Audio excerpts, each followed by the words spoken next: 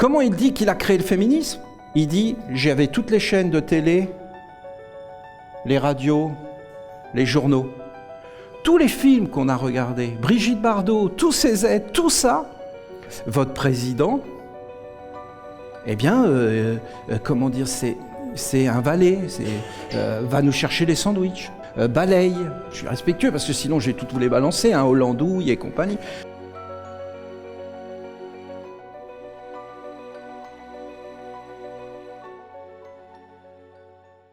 Et donc notre sœur Isabelle, elle a retrouvé un témoignage de quelqu'un qui était un intime de ce personnage de Rockefeller et qui, en fin de compte, lui a expliqué « Ah, parce que tu crois au féminisme, t'es vraiment idiot, parce qu'en fin de compte, le féminisme, c'est un produit. » Et en fin de compte, nous avons décidé de déculpabiliser les femmes, de les dégager de la famille, Et vous voyez, nous, on est naïfs. Et pourquoi vous avez fait ça? Parce qu'on rendait encore plus les hommes esclaves. Parce que eh bien, les femmes allaient être obligées de travailler. Et il y avait double imposition. Et mais les impôts, c'est pour le bien commun, c'est pour l'État. Non, les impôts, c'est pour moi. C'est pas pour les États. Votre président, eh bien, comment dire, c'est un valet, va nous chercher les sandwichs, balaye. Mais c'est pire, hein, mais bon, je vais rester respectueux puisque l'archange a dit, je suis plombé. Je suis foutu, je peux plus rien faire. Hein. Voilà, il a dit qu'il fallait être respectueux, donc je suis respectueux parce que sinon j'ai tout vous les balancer, hein, Hollandouille et compagnie. Mais en fin de compte, voilà.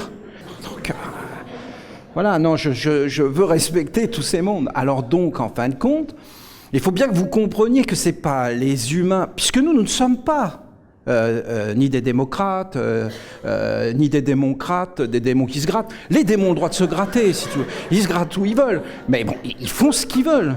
Mais en fin de compte, nous, ça ne nous concerne pas. Alors, quand j'ai vu la vidéo que notre sœur a postée, ah non, mais écoutez, c'est parce qu'on est des Esséniens, si vous voulez. Sinon, jamais on n'aurait pu voir ça. Hein. Et le monde est en train de changer, hein, parce que le fait qu'on puisse le voir, que les gens sont en train d'en parler, je peux vous garantir qu'il y a un immense éveil qui est en train de se faire. Hein. Parce que, écoutez, soyons simples et comprenez bien ce que je vous dis. Parce que c'est pas une question de juger un homme. Ce serait pas très beau de faire ça. Et d'un seul coup, d'avoir un espèce de bouc émissaire qui serait diable incarné. Hein. J'étais le premier à être féministe. Je me suis fait avoir jusqu'à l'os. J'ai été complètement usurpé, mes amis. J'étais dans toutes ces idées, je suis né dedans, j'avais ma grand-mère, j'avais tout ça. J'aurais jamais pu imaginer et expliquer comment vous pouvez être contre ces idées-là. Et après, si tu tires, et tu regardes qu'il y a des intérêts derrière, mais vous vous rendez compte de ce que ça veut dire?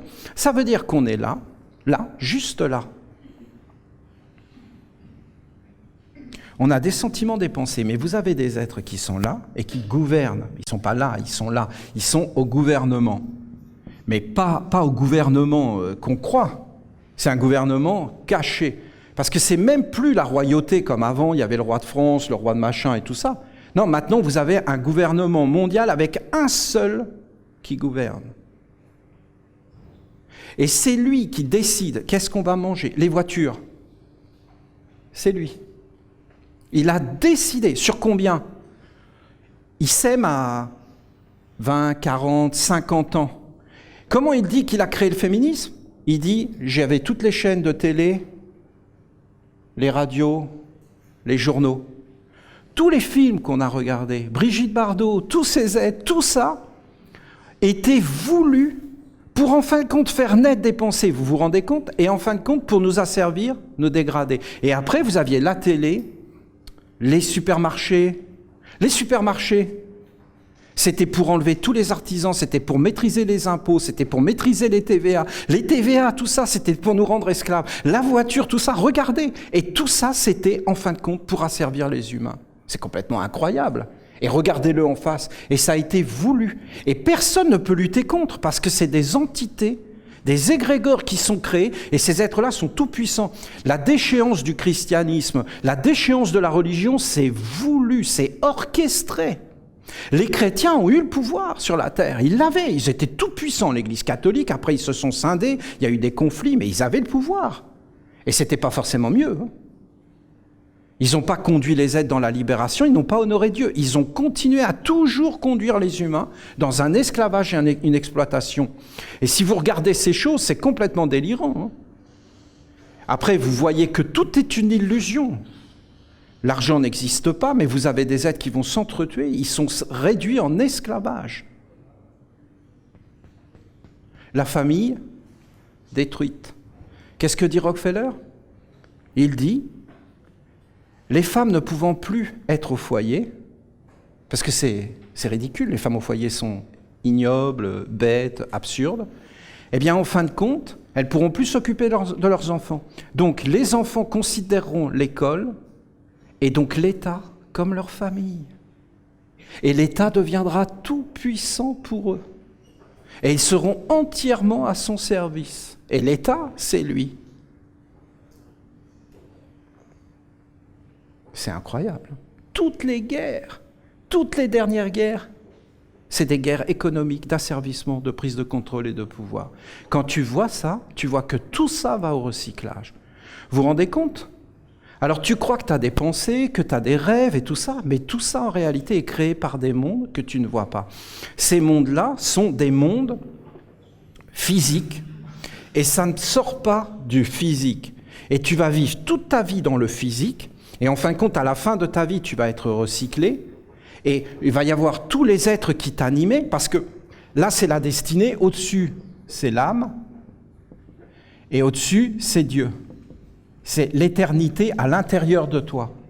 Mais toi, tu es une âme, tu es animé par une âme. Mais ces êtres volent ton âme. Hein. Et ils te disent qu'est-ce que tu dois penser, et ils te créent une destinée en dehors. Et donc, ils la maîtrisent. Et c'est plus la destinée de Dieu. C'est quand même hallucinant de le voir.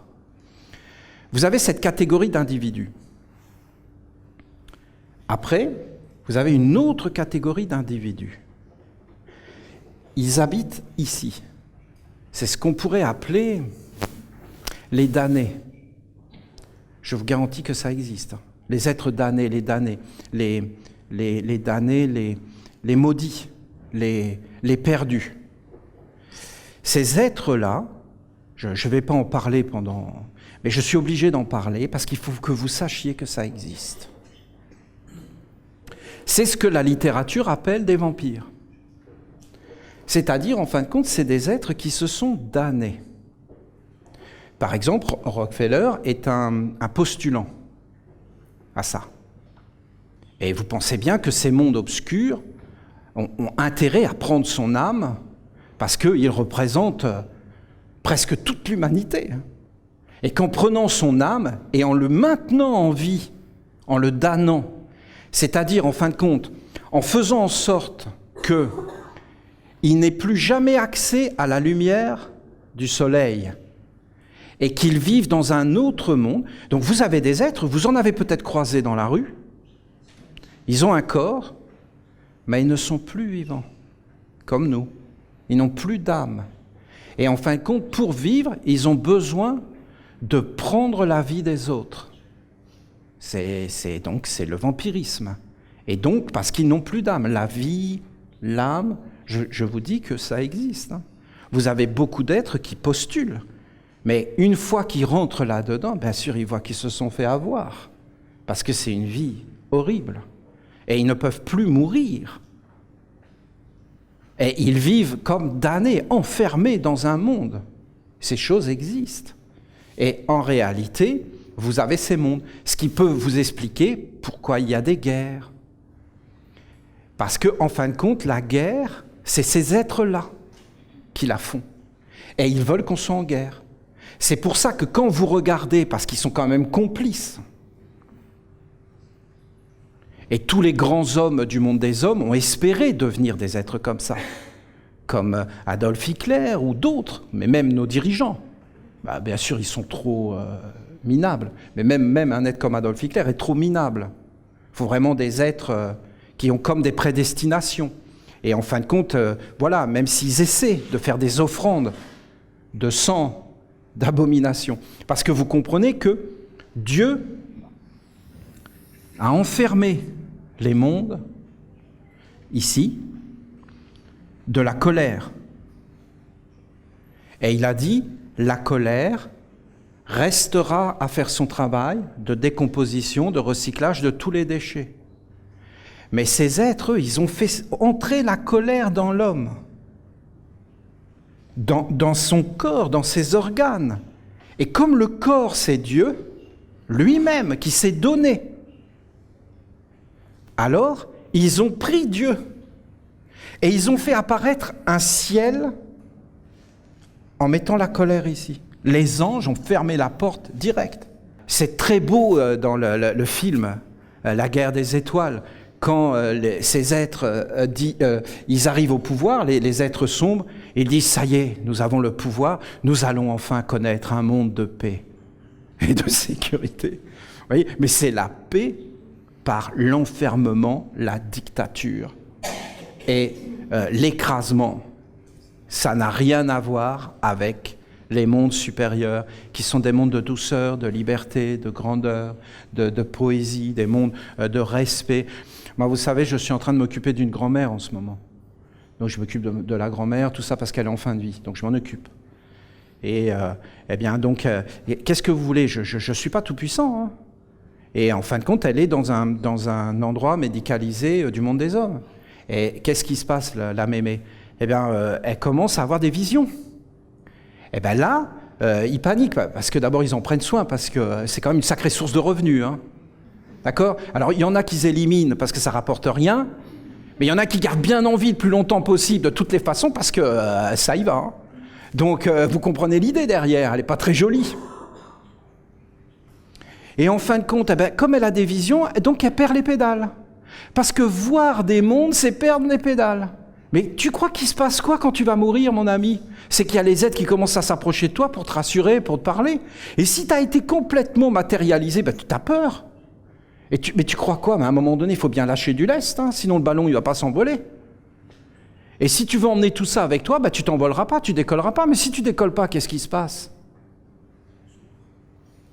Ah non, mais c'est terrible. Hein. Et il n'y a plus aucun professionnel. Est-ce que les gens sont honnêtes? Oui. Est-ce qu'ils sont sincères? Oui. Est-ce qu'ils sont usurpés? Oui. Est-ce qu'ils sont manœuvrés? Oui. Il faut quand même le voir, non? Et en fin de compte, ils sont en train de faire un mal incroyable parce qu'ils ne sont pas dans l'écoute, ils sont dans leur certitude, dans leur sectarisme. Je vous garantis que le sectarisme est une maladie de cette époque. Et que tout le monde est enfermé dans son monde en étant sûr d'avoir raison. Mais qu'est-ce que ça peut faire d'avoir raison tout seul? Et si on a tous raison et que personne n'est d'accord, c'est qu'il y a quand même un doute. Il faudrait quand même qu'il y ait une sorte de dialogue. On ne doit jamais avoir raison tout seul. Il faut qu'on ait raison avec l'ensemble. Il faut qu'on puisse dialoguer, avoir tous les points de vue, tout comprendre. Ça, c'est le savoir. Et en fin de compte, il faut être large et ouvert. Il faut être posé, en sécurité. Il ne faut pas que ça soit la peur qui nous alimente. Moi, je m'occupe d'une grand-mère, bon, voilà. Et je peux vous garantir que c'est une de mes priorités, même si je ne le montre pas, que nous, les Esséniens, cette grand-mère n'est pas essénienne. Donc, j'ai aucun pouvoir. Parce que quand je m'approche, il y a des êtres qui disent « elle nous appartient ». Elle va dire « Olivier, tu fais ce que tu veux ». Mais arrêtez de rêver, quoi. C'est comme si vous pensez que parce que c'est l'âme, on fait ce qu'on veut. Mais ce n'est pas vrai du tout. Va dire que tu es contre l'abattage des vaches. Et va prendre la vache dans le jardin. Ben, l'autre, il va dire « non, c'est à moi ». Et si tu insistes, il va y avoir des problèmes. Mais Olivier, c'est pas la grand-mère dont tu parles, c'est pas une vache, mais c'est toi qui le dis. Je peux vous garantir qu'elle appartient à un monde. Et que je n'ai aucune autorité de ce monde. Et que si je vais vers ce monde, les entités vont venir et vraiment je vais avoir des ennuis, je ne vais pas respecter la loi. Et Dieu ne va pas me protéger. Parce qu'il faut que la personne dise « j'appartiens à ce monde-là ». Et Dieu respecte toutes ses lois. Et en fin de compte, tout est parfait, même dans le monde. Hein. Vous pouvez me dire « mais c'est incroyable, c'est vraiment n'importe quoi ». Eh bien oui, mais c'est n'importe quoi, mais ça ne l'est pas du tout, parce que c'est n'importe quoi le fumier, parce que tout est en décomposition, et la pomme, elle va dire, mais c'est n'importe quoi, regardez, je me fais agresser. Mais non, ta destinée en tant que pomme, c'est de pourrir. Et ta destinée en tant que graine, c'est de mettre un pommier. Et si tu mélanges les mondes et que tu n'es pas clair, ben c'est fini. Alors je vous dis vraiment, il y a des êtres ici, vous ne pouvez pas imaginer ces êtres. Ici, dans ce monde-là, vous ne pouvez pas imaginer non plus. On ne peut pas imaginer Rockefeller. Vous pouvez pas imaginer. Vous pouvez pas imaginer un être qui gouverne le monde entier. C'est complètement délirant. Une puissance phénoménale. Un truc de fou. Il y a plus aucun... L'argent n'existe pas. Pour lui, c'est comme... voilà, mais c'est comme un monde qui est détestable. C'est un monde qui n'est pas du tout agréable. Mais c'est des êtres qui veulent avoir la puissance. Vous savez qu'il y a plein de petits Rockefeller qui rêvent d'être des Rockefeller, d'avoir la puissance, de manipuler, de contrôler. Mais voilà. Mais à la fin, c'est la perdition derrière. Parce que vous mettez toute la force de ces mondes sombres qui rentrent ici. Et aucun homme n'est grand. Bon. Et comment ça se passe ? Bien, vous avez l'homme qui naît ici. Et en fin de compte, vous avez les gouvernements qui sont inféodés, asservis dans des systèmes avec ces êtres qui physiquement gouvernent, cachés derrière, et qui tirent les ficelles, les influences. Et donc, ils décident ce que tu vas penser. Et donc, ils disent, maintenant, ils ont décidé qu'il n'y aurait plus de sexe, que les hommes seraient complètement efféminés, qu'on n'aurait plus de famille. Ils décident. Je peux vous garantir qu'ils vont tout mettre en place sur des siècles d'influence massive dans les écoles, Internet, la télé, tout ça. Tout le monde va être bombardé de ça et à la fin, plus personne ne saura. Et tous les gens vont commencer à se modifier. Ils ont un contrôle absolu et presque sans limite aujourd'hui. Et tout le monde pense dans leurs pensées. Ils génèrent les pensées à l'intérieur. Vous entendez ? Et donc, en réalité, c'est comme ça. Et c'est une sorte de bétail. Et pourquoi ils ont l'autorisation de le faire ? Parce qu'ils ont fait en sorte que les hommes fassent la même chose aux animaux.